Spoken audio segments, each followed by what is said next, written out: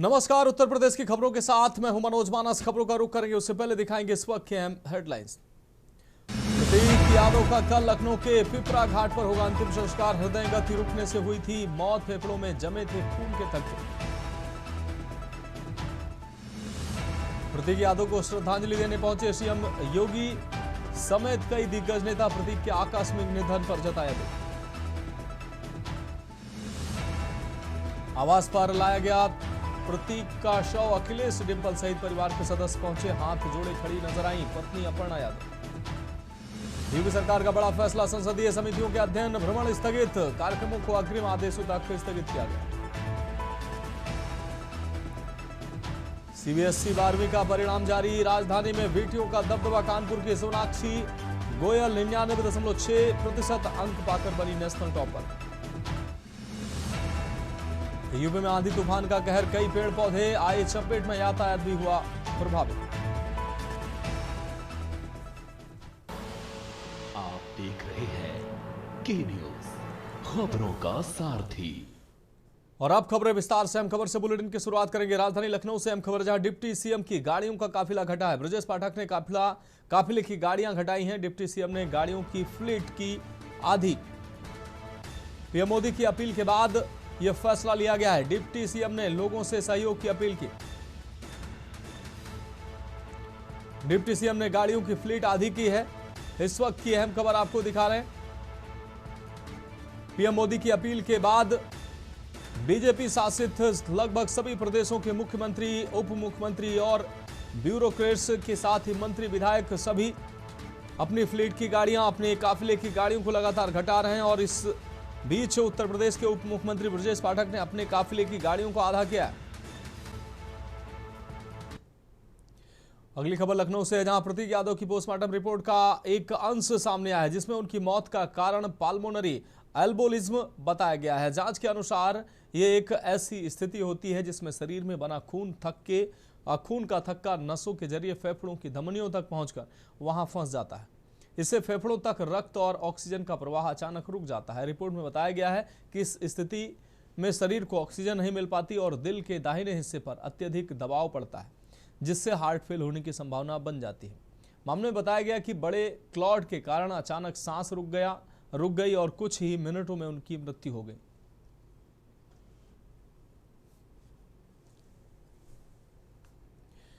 मथुरा में उत्तर प्रदेश सरकार के उप मुख्यमंत्री केशव प्रसाद मौर्य पहुंचे, जहां भाजपा कार्यकर्ताओं ने उनका भव्य स्वागत किया। उप मुख्यमंत्री ने श्री बांके बिहारी मंदिर पहुंचकर ठाकुर श्री बांके बिहारी के दर्शन किए और पूजा अर्चना कर प्रदेश एवं देशवासियों की सुख समृद्धि की प्रार्थना की। मंदिर में दर्शन के दौरान उन्होंने आशीर्वाद भी लिया। इसी दौरान उप मुख्यमंत्री ने प्रतीक यादव के निधन पर शोक व्यक्त किया।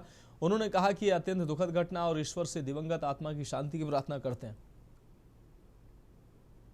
अवसर प्रदान कृपा करें हमारे देशवासी, हमारे देशवासी और दुनिया के अलग अलग देशों में बसे हुए हर भारतवासी और अमित भाई ने नीचे कर लिया के जो भक्त हैं उनके जीवन में मतलब जो भी कोई कठिनाई समस्या हो, भैया आईडी नीचे करो। और हमारे उत्तर प्रदेश में जैसे अभी आसाम में कल तीसरी बार भारतीय जनता पार्टी की सरकार वहाँ श्री हेमंत शर्मा जी की अगुवाई में बन चुकी है और 2027 में भी तीसरी बार प्रचंड बहुमत से यहाँ सरकार बने और जो सुशासन है, जो राम राज्य है, वह कायम रहे, कानून व्यवस्था कायम रहे और देश विकास के पथ पर आगे बढ़ रहा है, बढ़ता है। अब बढ़ेंगे अगली खबर की ओर। बुलंदशहर जनपद के थाना खानपुर क्षेत्र अंतर्गत गांव कचरौट में आज उस समय हड़कंप मच गया जब ग्रामीणों ने एक अज्ञात युवक का शव लावारिस हालत में पड़ा देखा। शव मिलने की सूचना मिलते ही पूरे इलाके में सनसनी फैल गई और मौके पर ग्रामीणों की भारी भीड़ जमा हो गई। ग्रामीणों द्वारा सूचना दिए जाने के बाद खानपुर थाना पुलिस भारी बल के साथ घटनास्थल पर पहुंची। पुलिस ने शव को कब्जे में लेकर आसपास के लोगों से शिनाख्त कराने का प्रयास किया, लेकिन अभी तक मृतक की पहचान नहीं हो सकी है।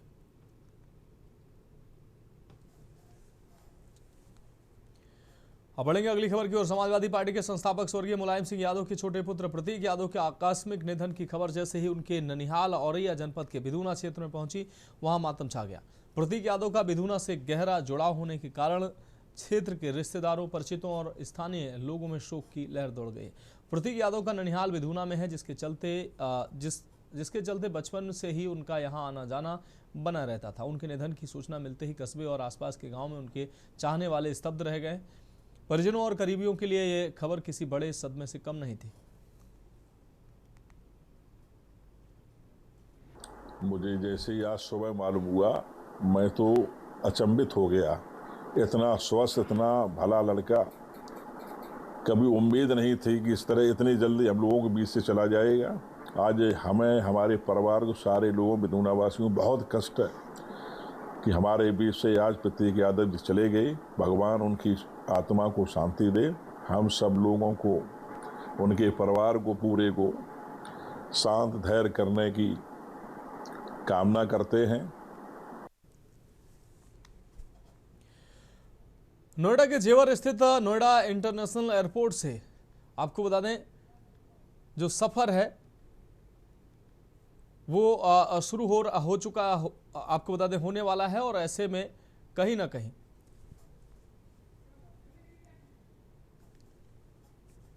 बेंगलुरु और लखनऊ रूट पर घटे हैं दाम। यात्रियों को टिकट में बड़ी राहत अब यहां से दी गई है।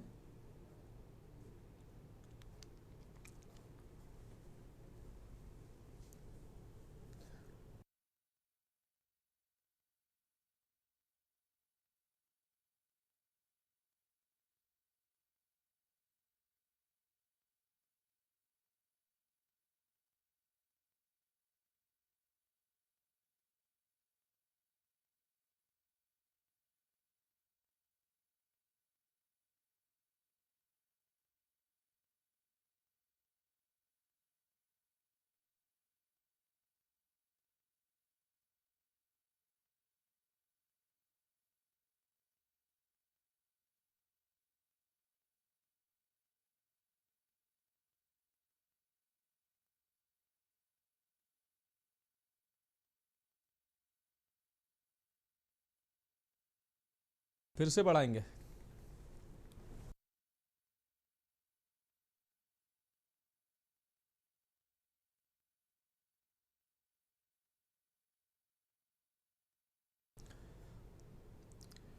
बढ़ेंगे अगली खबर की ओर। नोएडा के जेवर स्थित नोएडा इंटरनेशनल एयरपोर्ट से सफर करने वाले यात्रियों के लिए किराए में राहत की खबर सामने आई है। 15 जून से शुरू होने वाले इस एयरपोर्ट पर फ्लाइट टिकटों के दाम में कमी दर्ज की गई है। जानकारी के अनुसार आकाशा एयरलाइंस ने बेंगलुरु रूट का किराया 8,532 रुपये से घटाकर 6,500 रुपये कर दिया है।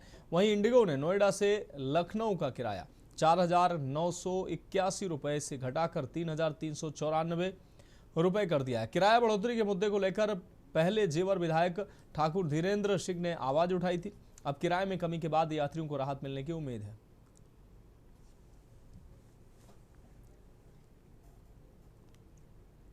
बढ़ेंगे अगली खबर की ओर। कानपुर की सोनाक्षी गोयल ने सीबीएसई 12वीं परीक्षा में 99.6% अंक हासिल किए हैं। उसे साइंस स्ट्रीम में नेशनल टॉपर बताया जा रहा है। सोनाक्षी ने 4 विषयों में 100 में से 100 अंक प्राप्त किए हैं। उन्होंने अपनी सफलता का श्रेय स्कूल टीचर्स के गाइडेंस, फोकस्ड स्टडी और सोशल मीडिया से दूरी को बताया है। सोनाक्षी डॉक्टर बनना चाहती हैं और इस बार उन्होंने नीट परीक्षा भी दी थी। परीक्षा रद्द होने पर उन्होंने पेपर लीक करने वालों के खिलाफ सख्त कार्रवाई की भी मांग की। राजनीति में उन्होंने प्रधानमंत्री नरेंद्र मोदी और मुख्यमंत्री योगी आदित्यनाथ को अपना रोल मॉडल बताया है। सोनाक्षी के पिता ने बताया कि अनुशासित दिनचर्या और मोबाइल से दूरी उनकी सफलता की सबसे बड़ी वजह रही।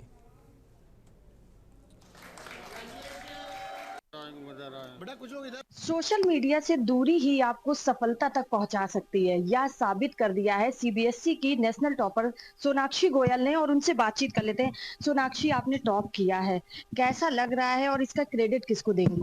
बहुत अच्छा लग रहा है कि मतलब मेरी वजह से, मेरी मेहनत से मेरे पेरेंट्स और टीचर्स सब बहुत प्राउड फील कर रहे हैं। और इसका श्रेय तो टीचर्स और फैमिली को ही जाता है, क्योंकि हर वक्त मोटिवेटेड रखा उन्होंने और हर वक्त पॉजिटिविटी रखी मेरे अराउंड, जिसकी वजह से मैं अच्छा कर पाऊँ। सोनाक्षी हैं, उसके पिताजी भी हमारे साथ हैं, उनसे बातचीत कर लेते हैं।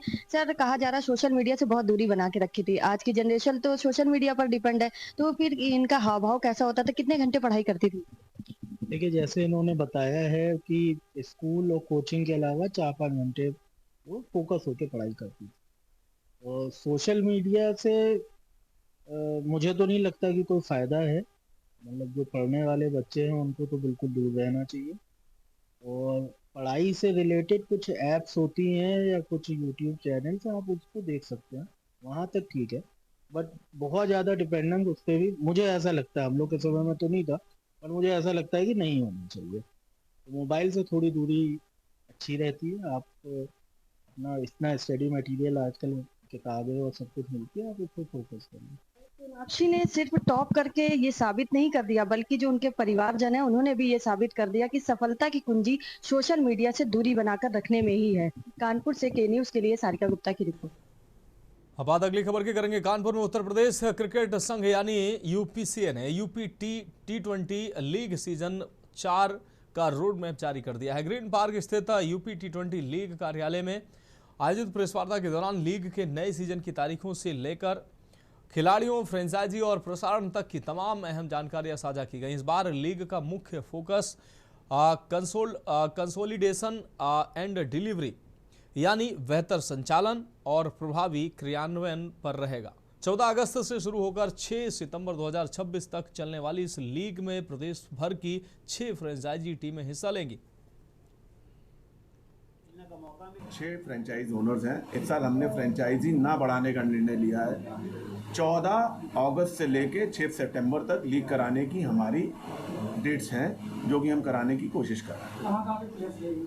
पूरे उत्तर प्रदेश के रहेंगे और कहाँ के रहेंगे। अच्छा, एक आपने टैगलाइन दी, खिलाड़ी यहाँ बनता है, क्या मोटिव है? मोटिव 25 करोड़ उत्तर प्रदेश वासियों की ये मंशा है कि वो अपने इन खिलाड़ियों को आगे बढ़ता देखें। इसीलिए यूपी T20 उत्तर प्रदेश का सबसे बड़ा आईपी इवेंट है, सबसे बड़ा उत्तर प्रदेश की स्पोर्ट्स इवेंट है ये। इसीलिए हमारी टैगलाइन है, खिलाड़ी यहाँ बनता है। कानपुर के अलावा जो और भी पूरे देश में जो दर्शक हैं जो मैच ज़्यादा पसंद करते हैं, किस प्लेटफॉर्म पे देखेंगे? क्या मतलब? सोनी पे देखेंगे, डीडी स्पोर्ट्स पे देखेंगे। अब बात अगली खबर की करेंगे। चित्रकूट पुलिस को आपको बता दें CCTNS रैंकिंग में लगातार तीसरी बार उत्तर प्रदेश में पहला स्थान मिला है। अरुण कुमार सिंह को लखनऊ मुख्यालय तकनीकी सेवाएं द्वारा टीम के साथ सम्मानित किया गया है। आपको बता दें SP अरुण कुमार सिंह ने बताया कि CCTNS प्रणाली के तहत अपराध से संबंधित सभी कार्य, रिपोर्ट, विवेचना, गिरफ्तारी और चार्जशीट तक की प्रक्रिया ऑनलाइन दर्ज की जाती है, जिससे पुलिस कार्य में पारदर्शिता और तेजी आती है। फरवरी, मार्च और अप्रैल माह की प्रदेश स्तरीय रैंकिंग में चित्रकूट पुलिस ने 100% अंक प्राप्त कर ये उपलब्धि हासिल की है। इस प्रदर्शन के लिए उच्च अधिकारियों ने भी टीम को बधाई दी है। देखिए, जो उत्तर प्रदेश पुलिस मुख्यालय में हमारा तकनीकी सेवा हेडक्वार्टर है, ADG टेक्निकल सर्विसेज के नेतृत्व में, उनके द्वारा CCTNS की रैंकिंग हर महीने जारी की जाती है। लगातार 3 महीने से चित्रकूट को पहली रैंकिंग प्राप्त हो रही है। इसमें मैं अपनी पूरी टीम को श्रेय दूंगा कि पूरी टीम के समेकित प्रयास से ही ये संभव हो पाता है। अब बढ़ेंगे अगली खबर की ओर। बुलंदशहर में सपा नेत्री अर्चना पांडा ने अर्चना पांडे ने नरेंद्र मोदी की अपील की आलोचना करते हुए भैंसा बुग्गी की सवारी की है। पूर्व बाहुबली विधायक गुड्डू पंडित की पत्नी अर्चना पांडा ने प्रधानमंत्री की अपील पर कहा कि पहले प्रधानमंत्री को अपनी पार्टी के नेताओं पर VIP कल्चर बंद करवाना चाहिए। उन नेताओं से ये VIP कल्चर बंद करवाने की अपील करनी चाहिए। इसके बाद अपनी नाकामियों को आम जनता पर थोपना चाहिए। वीडियो देश की जो वर्तमान स्थिति है उसको जनता के सामने जागरूक करने के लिए कि बहुत जल्दी मोदी जी ने अपील किया था कि गाड़ी छोड़िए, पेट्रोल डीजल नहीं हो पाएगा, हम लोग आपको प्रोवाइड नहीं कर पाएंगे, गाड़ियों को धक्का मारिए। तो उसके बाद फिर ऑप्शन क्या बचता है? पैदल तो हम जा नहीं सकते। तो अंग्रेज जिस ज़माने में देश में था, उस समय की स्थिति के हिसाब से बैलगाड़ी, टांगा, जो भी आपको अवेलेबल है, आप वो एकोमोडेशन यूज़ करिए। जनता को मैं आप लोगों ने यशस्वी प्रधानमंत्री जिनको हमने सोचा वो हमें क्या दे रहे हैं, यही दिखाना था। अब बात अगली खबर की करेंगे। औरैया की सदर तहसील में अधिवक्ताओं की हड़ताल तीसरे दिन भी जारी रही। विभिन्न मांगों को लेकर अधिवक्ता अनिश्चितकालीन धरने पर डटे हुए हैं, जिससे तहसील का कामकाज प्रभावित हो रहा है। अधिवक्ताओं के समर्थन में अब उत्तर प्रदेश उद्योग व्यापार मंडल मिश्रा गुट भी सामने आ गया है। जिला अध्यक्ष राजेश वाजपेयी बबलू समेत कई व्यापारी नेता सदर तहसील पहुंचे और अधिवक्ताओं के आंदोलन को समर्थन दिया। तहसील परिसर में अधिवक्ताओं और व्यापारियों ने एसडीएम के खिलाफ नारेबाजी भी की। अधिवक्ताओं ने एसडीएम कोर्ट में लेखपालों की पेशकार के रूप में ड्यूटी लगाए जाने पर आपत्ति जताई थी, जिसके बाद दोनों लेखपालों की पेशकार ड्यूटी हटा दी गई। विगत 11 तारीख से राजस्व अधिवक्ता संघ का तहसील में पहले भ्रष्टाचार के खिलाफ ये धरना प्रदर्शन चल रहा है, जो कि ये इनका आंदोलन आम जनमानस के लिए है, उनकी आवाज उठाने के लिए है। लेकिन 3 दिन देखने के बाद भी जो देखने में आ रहा है कि शासन प्रशासन कोई भी मांग नहीं रहा है, ना सुन रहा है। इस संबंध में उत्तर प्रदेश उद्योग व्यापार मंडल मिश्रा गुट आज इस आंदोलन को नई धार देने के लिए पूर्ण समर्थन, पूर्ण सहयोग अधिवक्ता संघ को देने आया है। समाजवादी पार्टी के राष्ट्रीय प्रवक्ता राजकुमार भाटी की मुश्किलें बढ़ती नजर आ रही हैं। ब्राह्मण समाज पर कथित आपत्तिजनक टिप्पणी को लेकर उनके खिलाफ सदर कोतवाली में तहरीर दी गई। इस मामले के बाद क्षेत्र के प्रबुद्ध वर्ग और सामाजिक संगठनों में भारी आक्रोश व्याप्त है।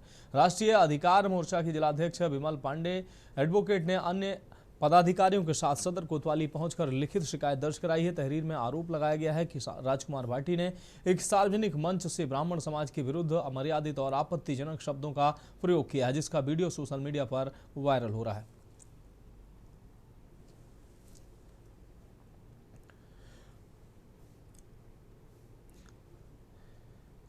अमरोहा तहसील सदर में आज उस समय स्थिति तनावपूर्ण हो गई जब तहसील बार एसोसिएशन के नेतृत्व में सैकड़ों अधिवक्ताओं ने तहसीलदार के खिलाफ मोर्चा खोल दिया। अधिवक्ताओं ने तहसीलदार पर भ्रष्टाचार, फाइलों को लटकाने और एक साथी अधिवक्ता के साथ अभद्र व्यवहार करने का आरोप लगाते हुए तहसील परिसर में जमकर हंगामा किया और धरने पर बैठ गए। उसको लेकर हमारी वार्ता हुई तहसीलदार साहब से, तो तहसीलदार काफ़ी देर वार्ता होने के बाद, क्योंकि उन्होंने हमारे मुंशी और हमारे टाइपिस्ट के साथ अभद्र व्यवहार किया था, उसके लिए हम धरने पे बैठे थे। और लास्ट में उन्होंने जो है सब वार्ता होने के बाद कहा कि मैं इसके लिए क्षमा चाहता हूं और आइंदा आगे से कोई गलती नहीं होगी। इसलिए जो है धरने को हमने समाप्त किया, क्योंकि हमारी लड़ाई मान सम्मान की है।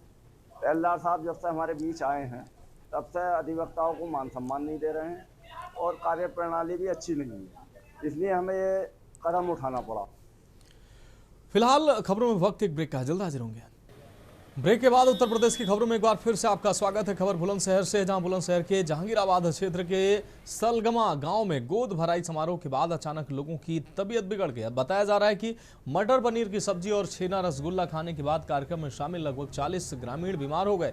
सूचना मिलते ही एसडीएम और सीओ अनूप शहर मौके पर पहुंचे। सभी बीमारों का उपचार जहांगीराबाद सामुदायिक स्वास्थ्य केंद्र में कराया गया, जहां से कई मरीजों को जिला अस्पताल भी रेफर किया गया। जिला अस्पताल में हालत गंभीर होने पर कुछ मरीजों को हायर सेंटर भेजा गया है। भोजन के बाद तबीयत बिगड़ने पर फूड पॉइजनिंग की आशंका जताई जा रही है। अभी तक 15 से 20 केस जो है फूड पॉइजनिंग के आ चुके हैं और संभावित संख्या जो 60 के करीब बताई जा रही है वो जहांगीराबाद से रेफर हो गया। पेशेंट को परेशानी क्या है? पेशेंट को परेशानी है कि वो फूड पॉइजनिंग करके आ रहे हैं। एक्यूट गैस्ट्रोएंटेराइटिस के पेशेंट्स हैं और अभी ट्रीटमेंट के बाद आगे जांच के बाद आगे पता चलेगा। तो कल हमारे भतीजा लगते हैं पड़ोस में ही, उनकी बिटिया की गोद भराई का प्रोग्राम था, छोटा सा एक गोद भराई के प्रोग्राम में जो भी लोग खाना खाने के लिए आए वो सारे लोग बीमार हो गए। और यहाँ हम लोग तो हैं ही सारा मोहल्ला, जो गोद भराई वाले मेहमान आए थे वो मेहमान भी सारे लोग बीमार हैं। लगभग कितने लोग? करीब गांव में, हमारे गांव के कम से कम 40-50 लोग तो होंगे। बुखार, पेट में दर्द और पता नहीं, अचानक ये साथ हुआ था। कल दावत खाई थी, चावल खाए थे, छोले खाए थे और दूध पूरी खाई थी नहीं, पनीर नहीं खाया था, सादा ही खाना खाया था। आज शाम को 7 बजे लगभग 7 बजे ये सूचना प्राप्त हुई कि कल गांव सलगवा में एक समारोह संपन्न किया गया था, जिसके चलते हुए आज दोपहर में कुछ लोग बीमार पड़े और उनमें 32 लोग लगभग आगे हम लोगों के द्वारा, मेरे द्वारा और सीओ साहब के द्वारा जहां पर समारोह संपन्न हुआ था गांव में जाकर स्थिति का जायज़ा लिया गया और जो 32 लोग बीमार थे उनको तुरंत हॉस्पिटल में के लिए जहांगीराबाद के लिए रेफ़र किया गया। कल खाना खाया था, इनके यहाँ कोई बच्ची को देखने आए थे तो उसमें कुछ लोग बीमार हो गए। कल खाना खाया था लेकिन आज बीमार हुए हैं बता रहे हैं। उसमें बची हुई जो सब्जी थी मटर पनीर की और छोले की सब्जी, उसको जांच के लिए ले लिया, सैंपल जांच करा। कितने लोग बीमार बताए जा रहे हैं? बीमार अस्पताल में 30-35 लोग बताएं कि अस्पताल भेजे गए, गाँव वालों ने जो बताया है। मटर पनीर की सब्जी बनवाई, छोले चावल बनवाए में, और तुम्हारे क्या कह रहे हैं, इनके पेट में दर्द और उल्टी और दस्त ये बंद नहीं हो रहे हैं।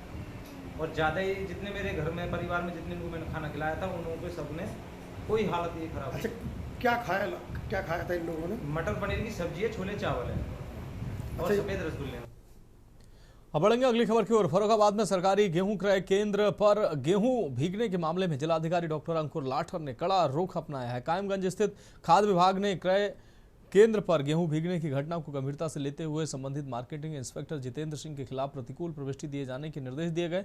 डीएम की इस कार्रवाई से जिले के गेहूं क्रय केंद्र प्रभारियों में हड़कंप मच गया है। फतेहगढ़ स्थित कलेक्ट्रेट सभागार में आयोजित गेहूं खरीद समीक्षा बैठक में जिलाधिकारी ने खरीद पर उठान की स्थिति की समीक्षा की। जिला खाद्य विपणन अधिकारी रोली सिंह ने बताया कि जिले में अब तक 5,502 मीट्रिक टन गेहूं की खरीद की गई है, जबकि केवल 1485 मीट्रिक टन गेहूं उठान हो सका है।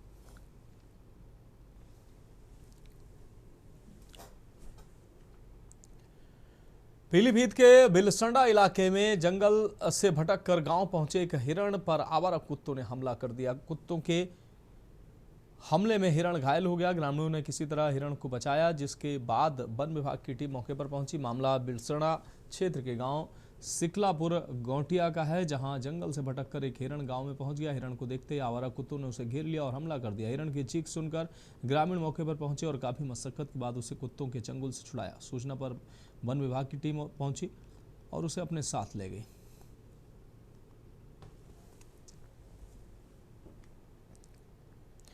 प्रतापगढ़ में शिक्षा मित्र द्वारा तमंचे से खुद को गोली मारकर जान देने के मामले में प्रशासन ने जनगणना ड्यूटी के दबाव की बात से इनकार किया है। आपको बता दें, एडीएम आदित्य प्रजापति ने बताया कि शिक्षा मित्र पर जनगणना को लेकर किसी प्रकार का दबाव नहीं था। उन्होंने कहा कि अभी स्व जनगणना की प्रक्रिया चल रही है और किसी को कोई कार्य आवंटित नहीं किया गया है। मृतक शिक्षा मित्र योगेंद्र सरोज ने कथित रूप से अवैध तमंचे से खुद को गोली मारी थी।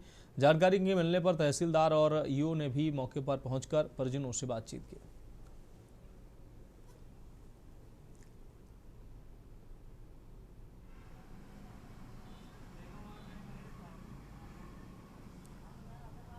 इस संबंध में अवगत कराना है कि एक शिक्षा मित्र थे श्री योगेंद्र कुमार सरोज जी, उनके द्वारा कल अज्ञात कारणों से आत्महत्या की गई है। इसमें उनकी ड्यूटी जनगणना में लगी थी, उनके द्वारा प्रशिक्षण भी प्राप्त किया गया था, परंतु उनके द्वारा जनगणना न किए जाने के संबंध में कोई मौखिक या लिखित कोई प्रार्थना पत्र कभी दिया नहीं है।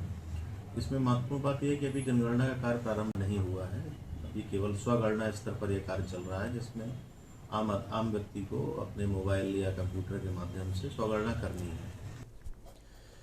बुलंदशहर जनपद के कलेक्ट्रेट परिसर में आज उस समय गहमा गहमी बढ़ गई जब भारतीय किसान यूनियन महाशक्ति के सैकड़ों कार्यकर्ताओं ने राष्ट्रीय अध्यक्ष के नेतृत्व में शिकारपुर तहसील के खिलाफ मोर्चा खोल दिया। किसानों ने तहसीलदार गौरव बिश्नोई पर गंभीर आरोप लगाते हुए जमकर नारेबाजी की और मुख्यमंत्री के नाम ज्ञापन सौंपा। कार्यकर्ताओं का आरोप है कि शिकारपुर तहसीलदार गौरव बिश्नोई और लेखपाल नीरज सैनी सत्ता का दुरुपयोग कर रहे हैं। जनपद बुलंदशहर की शिकारपुर तहसील में तैनात तहसीलदार गौरव बिश्नोई जी के द्वारा माफियाओं से साठगांठ करके पैसा ले लेकर सरकारी जमीनों पर कब्जा करा रहे हैं। जैसे कि कड़ीरा गांव में सरकारी नाली का नंबर 841 में और चक्रोड का नंबर 833 पर कब्जा करा रखा है। शिकायत करते करते परेशान है और उनको हाथ पकड़कर बाहर भगा देते हैं तहसील से, और लेखपाल और कानून को उनके साथ मिले हुए हैं। दूसरा गांव आगा दिघी में गाटा संख्या 841 में कब्रिस्तान पर इन्होंने कब्जा करा रखा है। अब बात अगली खबर की करेंगे। कानपुर में उत्तर प्रदेश क्रिकेट संघ यानी यूपीसीए ने यूपी टी20 लीग सीजन 4 का रोड मैप जारी कर दिया है। ग्रीन पार्क स्थित यूपी टी20 लीग कार्यालय में आयोजित प्रेस वार्ता के दौरान लीग के नए सीजन की तारीखों से लेकर खिलाड़ियों, फ्रेंचाइजी और प्रसारण तक की तमाम अहम जानकारियां साझा की गई। इस बार लीग का मुख्य फोकस कंसोलिडेशन एंड डिलीवरी यानी बेहतर संचालन और प्रभावी क्रियान्वयन पर रहेगा। 14 अगस्त से शुरू होकर 6 सितंबर 2026 तक चलने वाली इस लीग में प्रदेश भर की 6 फ्रेंचाइजी टीमें हिस्सा लेंगी।